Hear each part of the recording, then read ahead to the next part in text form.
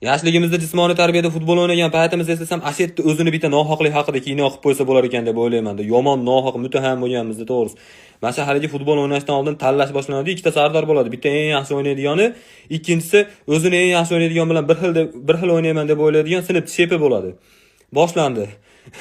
Eng qizig'i hamma adashgani ketadi ikkita tanlash uchun. Kelib turib so'rashadi, kim birinchi tanlaydi deb. Hali eng yaxshi o'ynaydigan men yutdim chingal chiqishda, men birinchi tanlayman desa, haligilar aytishadi, haligini komandasiga tushaylik deb turib.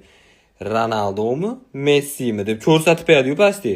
Keyin hali birinchi pastda ham muttahamlik boshlaydi. "O, sen menga javob qilasan, men seni urib qo'yamanmi? Menga javob qilasan" deb turib eng yaxshilar to'plab oladi komandasiga. Haligi eng yaxshi o'ynaydigan bitta o'zi o'ynab futbolda oxirida 4 turib tugatgandan keyin ustoz kelib yomon qila bilasizmi? Har doim ustozlar bitta gap bor, do'stlik g'alaba qozondi deb qo'yadi. Qanaqa do'stlik g'alaba qozonadi? Ana 4 turgan gol uchun 4 ta joyda kalta ishini bilib turib ham yutdi. Hech yo'q, siz xursand qilib qo'ying, senlar komanda yutdi deb. Yo'q, unaqa narsa yo'q.